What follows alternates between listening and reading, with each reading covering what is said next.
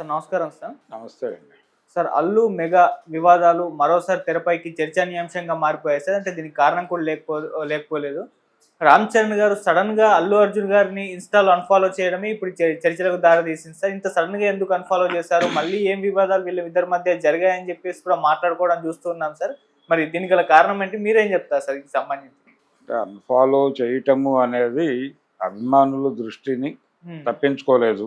అవును. అంటే రెగ్యులర్‌గా ఎవరు అన్‌ఫాలో అవుతున్నారు, ఎవరు ఫాలో అవుతున్నారు, ఇవి వార్తలుగా మారిపోయినటువంటి సందర్భంలో మనం ఉన్నాం. ఎనీ ఇంటర్నెట్ అంటే ఎనీ వెబ్ ప్లాట్‌ఫామ్ అది ఏదైనా కావచ్చు. సోషల్ మీడియాలో ఏ ప్లాట్‌ఫామ్ మీదైనా సరే, ఎవరినైనా సరే, ఎవరు అన్‌ఫాలో అయినప్పటికీ అది ఒక న్యూస్ ఐటెమ్‌గా మారిపోతుంది. పర్టికులర్‌గా సెలబ్రిటీస్ దగ్గరకు వచ్చేసరికి. ముఖ్యంగా భార్యాభర్తలు ఇద్దరు ఇండస్ట్రీలో ఉండి ఇద్దరికి పేజెస్ ఉంటే ఆ పేజెస్లో ఎవరైనా ఒకళ్ళని అన్ఫాలో పొరపాటున చేసినా వెంటనే వందలాది కథనాలు పుట్టేస్తున్నాయి బయట.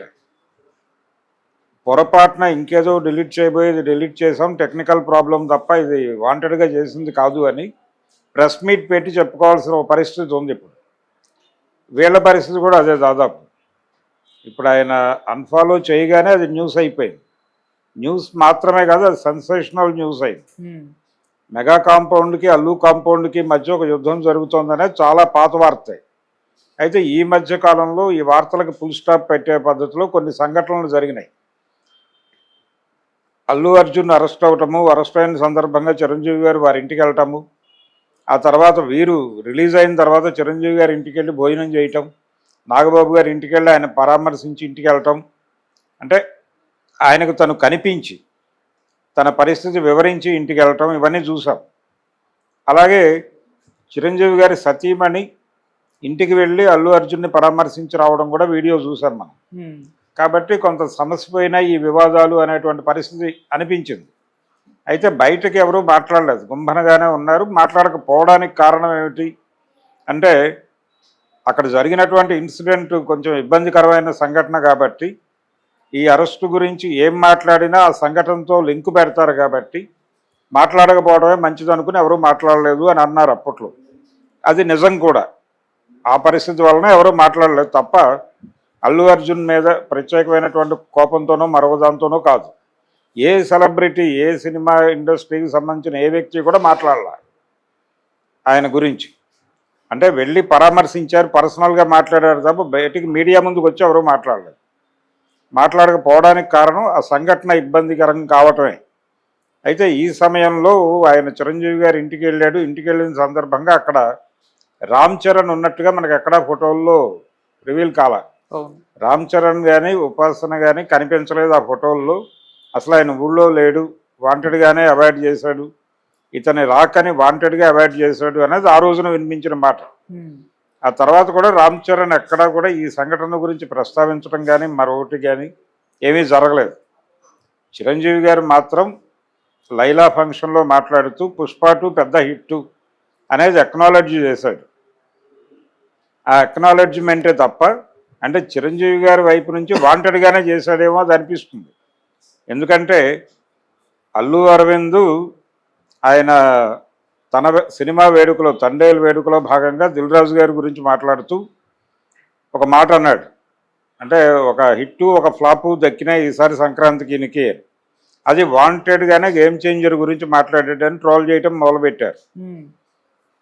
ఈ గేమ్ చేంజర్ గురించి ఆయన మాట్లాడటంతో పాటు దాని ఎక్స్టెన్షన్లోకి వెళ్ళి చిరుత సినిమా సరైనటువంటి ఆశించిన విజయం సాధించకపోవడంతో మేము మగధీర తీసి ఒక విజయాన్ని ఇచ్చాం అతనికి, రామ్ చరణ్కి అన్న ధోరణిలో ఆయన మాట్లాడింది కూడా కాంట్రవర్సీ అయింది. అంటే గేమ్ చేంజర్ని ఫ్లాప్ అన్నావు, ఓకే, చిరుతను కూడా ఫ్లాప్ అంటావా నువ్వు అని తగులుకున్నారు అందరూ. ఆ సందర్భంగా ఆయన సారీ చెప్పాడు. సారీ చెబుతూ ఒక మాట అన్నాడు, నాకున్న ఏకైక మేనల్లుడు రామ్ చరణ్, అతనికున్న ఏకైక మేనమావని నేను, కాబట్టి మా ఇద్దరి మధ్య మంచి రిలేషన్స్ ఉన్నాయి, దీన్ని డిస్టర్బ్ చేసే ప్రయత్నం చేయకండి అని చెప్పాడు. అద్భుతమైన బాండింగ్ ఉంది, అతను నా కొడుకు లాంటి వాడు అన్నట్టుగా మాట్లాడాడు. ఇది ఈ వెర్షన్. అంటే ఆయన మాట్లాడింది చూసినా కానీ ఇదేదో సమస్యపోయింది అన్నట్టుగా అనిపించింది. కానీ ఆయన ఎక్కడా కూడా తన ప్రకటనని విస్తరించలేదు. విస్తరించటం అంటే మీడియా ప్రతినిధులు అడిగారు, ఏమండి మీరు మర్నాడు చిరుత గురించి కూడా మాట్లాడారు కదా, దాని గురించి కూడా క్లారిటీ ఇవ్వండి. ఎందుకులేండి నేను చెప్పేశాను కదా అని దాటేసుకుంటూ వెళ్ళిపోయాడు ఆయన. అంటే మనస్ఫూర్తిగాను అలాగే తను చెప్పాలని మనసులో బాధ కలిగి చెప్పినట్టుగా కూడా అది అనిపించలేదు. ఆ ప్రకటన ఏదో మొక్కుబడి ప్రకటనలాగా అనిపించింది. ఇంకొంచెం అగ్రెసివ్గా అసలు మేము కాదు, మేమందరం ఒక ఫ్యామిలీ, మీరెవరు మా మధ్య గ్యాప్లు ఉన్నాయని మాట్లాడటానికి. చిరంజీవి గారి అభిమానుల్ని ఆర్గనైజ్ చేసింది నేనే, చిరంజీవి గారి అభిమానులకు అండాదండా నేనే, మెగా ఫ్యాన్స్ అంటే నేను మెగా ఫ్యాన్నే. ఈ టైప్లో అగ్రెసివ్గా మాట్లాడి ఉంటే మీ విషయం సమసిపోయేది. కానీ అలా మాట్లాడటానికి ప్రిపేర్ కాలేదు వీడు. అలా మాట్లాడే ప్రయత్నం అరవింద్ గారు చేయలే, చాలా ప్యాసివ్గా మాట్లాడుకుంటూ వెళ్ళిపోయాడు ఆయన. దీనివలన ఇదేదో మసిపూసి మారేడికాయ చేయడానికి ప్రయత్నం చేస్తున్నాడు. కానీ ఈయన మనసు లోపల నుంచి వచ్చినటువంటి అభిప్రాయంలా కనిపించడం లేదు అనే వ్యాఖ్యలు వినిపించినాయి. దీనికి కౌంటర్గా చిరంజీవి గారు, అరవింద్ గారు మీరు అలా మాట్లాడారు కానీ మా అబ్బాయి సినిమా గురించి, నేను మీ అబ్బాయి సినిమా గురించి చాలా పాజిటివ్గా మాట్లాడతాను చూడండి అని మాట్లాడినట్టుగా అనిపించింది. ఏది పుష్ప 2 సూపర్ హిట్ అని ఆయన చెప్పడం. ఇది ఒక కంపారిజన్, అభిమానుల మధ్య ఘర్షణాత్మక వైఖరి ఉంది అనటానికి. అలా వీళ్ళు ఏదైనా మాట్లాడితే వాళ్ళు ట్రోల్ చేయటం, వాళ్ళు ఏదైనా అంటే వీళ్ళు ట్రోల్ చేయటం జరుగుతూ వస్తుంది. ఇది ఒక ట్రెడిషన్గా మారిపోయింది. ఈ మారిపోయినటువంటి సందర్భంలో ఇప్పుడు ఇతన్ని అన్ఫాలో చేయటం, ఇది వాంటెడ్గా పుష్ప 2 తర్వాత, పుష్ప 2 హిట్ అవ్వటము, ఈయన గేమ్ చేంజర్ డిజాస్టర్ అవడంతో పాటు సుకుమార్ మీద రామ్ చరణ్తో సినిమా అనౌన్స్ చేశాడు అతను. సుకుమార్ ఈ అనౌన్స్మెంట్ వచ్చిన టైంలో అతను బుచ్చిబాబు సినిమా కమిట్ అయి ఉన్నాడు. సో అది అయిన తర్వాత ఈ సినిమా మొదలవుతుంది. ఈ లోపల ప్రీ రిలీజ్ అంటే ఒక రకంగా ప్రీ ప్రొడక్షన్ వ్యవహారాలు ఏవో చూసుకోవడానికి ఆయన టైం తీసుకుంటాడని అనుకున్నారు అందరూ. కానీ ఇప్పుడు వినిపిస్తున్న మాట ఏంటంటే ఈ ప్రీ ప్రొడక్షన్ పనులు ఇవన్నీ పక్కన పెట్టేసి అర్జెంటుగా పుష్ప 3 పట్టాలకు ఎక్కించండి అనే అరవింద్ వైపు నుంచి, అల్లు అర్జున్ వైపు నుంచి ఒక ప్రెజర్ వస్తుంది సుకుమార్కి అనే మాట వినిపిస్తోంది. ఇందులో వాస్తవం ఎంత ఉంది అనేది పక్కన పెట్టేస్తే ఇది స్పెక్యులేషన్ అవుతోంది, ఇది ప్రచారంలో ఉన్న వార్తే. కాబట్టి వాంటెడ్గా ఇతనికి సుకుమార్తో సినిమా చేసే అవకాశం మిస్ చేయడం కోసం, లేకపోతే డిలే చేయడం కోసం, డ్రాగ్ చేయడం కోసం వాంటెడ్గా ఈ పుష్ప 3 ప్రాజెక్టును పట్టుకొచ్చి పెడుతున్నారు అని వాళ్ళ అభిమానులు అభిప్రాయపడుతున్నట్టుగా మధ్యలో కొన్ని ఇటు అటు కూడా కామెంట్స్ వేసుకుంటున్నారు. వాళ్ళు ఒకళ్ళ మీద ఒకళ్ళు కౌంటర్లు వేసుకుంటున్నారు. మీరెంత అన్న లెవెల్లో మెగా అభిమానులు, అలాగే అల్లు అభిమానులు, అల్లు ఆర్మీ, వీళ్ళిద్దరూ కూడా సోషల్ మీడియా వేదికగా తలపడుతున్నారు. ఇది ఒక పరిస్థితి. ఈ కండిషన్లో ఈయన అన్ఫాలో చేయటం, శిరీష్ని ఫాలో అవుతున్నాడు. ఈయన శిరీష్ని ఫాలో అవుతూ అల్లు అర్జున్ని వాంటెడ్గా అన్ఫాలో చేయటం. దీన్ని ఎలా చూడాలి అంటే ఖచ్చితంగా వాళ్ళ మధ్య ఏదో ఒక రిఫ్ట్ అయితే ఉంది. ఎందుకంటే ఈయన అరెస్ట్ అయినప్పుడు ఆయన ఏం మాట్లాడలేదు, ఆ తొక్కిసలాడు గురించి ఆయన ఏం మాట్లాడలేదు. వీరు వారి ఇంటికి వెళ్ళినప్పుడు కూడా వారు కలిసినట్టుగా ఎక్కడ,